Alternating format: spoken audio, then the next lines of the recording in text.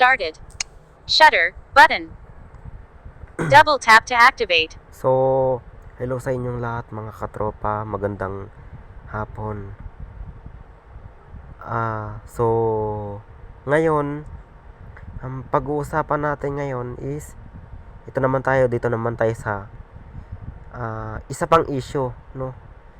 Bukod sa pagkanta nung nakaraan, ito naman ay issue. Ang issue natin ngayon is Corita.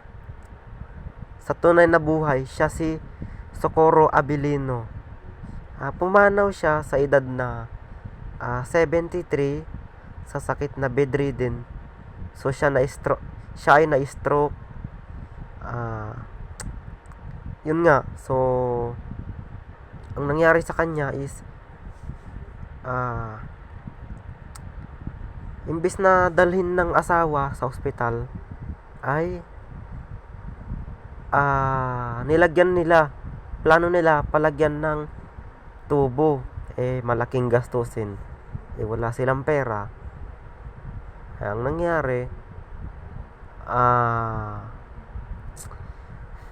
September 27, hinayaan na lang daw nung asawa na hindi humihinga kasi sabi niya dun sa Julius Babaw on Plug,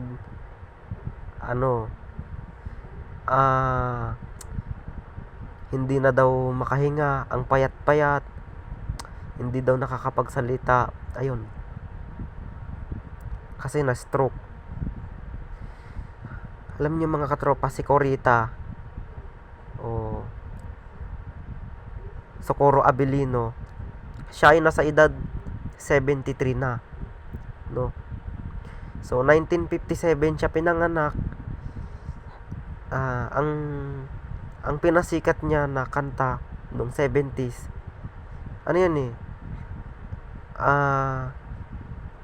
Revolution ni Imelda Marcos nung mga panahon na yun, kwento sa YouTube. Kasi sa mga hindi nakakaalam, si Corita po ay ang kanyang mga kanta ay Sierra Madre, Lolo Jose, Gising na o Kuya Ko, Oras na, at marami pang iba. Sana kahit wala na si Corita mga katropa, tangkilikin pa rin natin yung mga kanta na ginawa niya nung early 1970, 1980s, 1990. Si Corita ay nakasama niya sila Freddy Aguilar, Sampaguita, Florante, Juan de la Cruz, mga nakasama niya yan. Sila Fred Panopio, Robin Tagalog, kasama niya lahat yan. So kung sa inyo, kung sa palagay nyo, syempre marami tayong idolo na singer Hindi lang yon.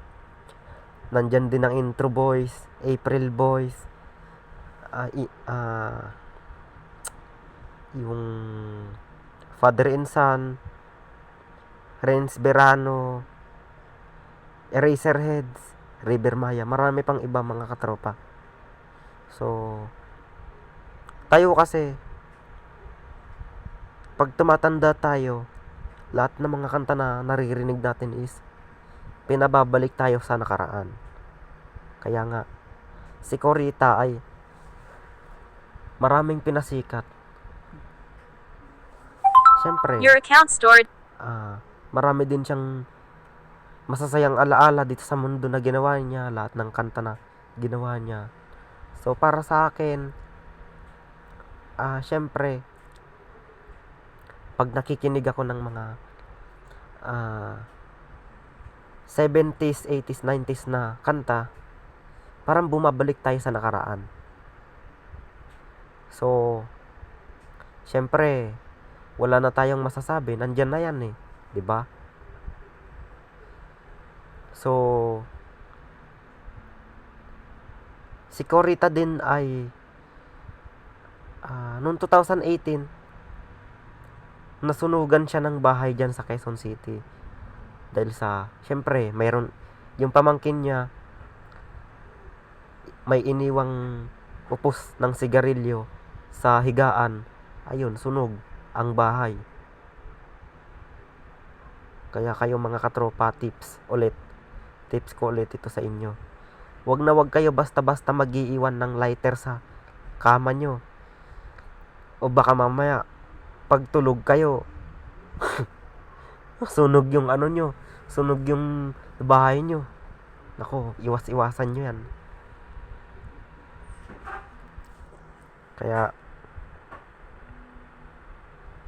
Kaya ganun pa man, kahit wala na si Corita, yung mga kanta niya, pinakikinggan pa rin natin. Tsaka ng buong sambayanan Pilipino. Maraming mga Pilipinong nakikinig sa awitin niya. Kaya masasabi ko, rest in peace po.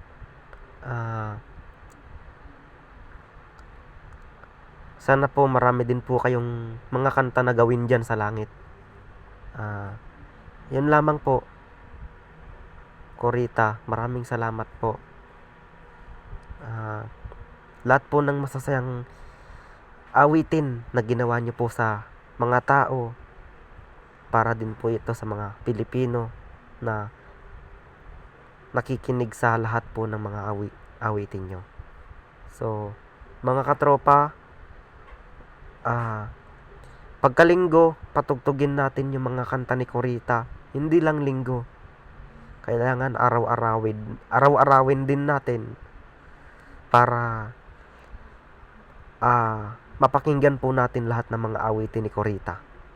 No? So, maraming salamat po sa pakikinig nyo. Hindi lang po kayo nakikinig sa kanta niya. Marami din pong mga Pilipino na nakikinig sa lahat ng mga ginawa niyang kanta. So, yun lamang po mga katropa. Shout out na tayo. Yan. Shout out kay Althea Flores. Shout out kay Ashley Tria Cipriano. Shout out kay Missy Vicente. Shout out kay Ching. Shout out kay Hanzo Lucero. Shout out kay Morales Renz. Shout out kay Renz Cortez. And then shout out kay Andrew Joseph. Shout out kay Marianel Delosa. Shout out kay Justin Nico Malilong. So, shout out kay Justin Garzon Milan. Yan. So, maraming salamat sa panonood ninyo. Paki-like and subscribe na rin ang aking YouTube channel. Paki-follow ang aking Facebook upang updated kayo sa lahat ng aking mga ipinopost. Maraming salamat mga katropa. Ingat.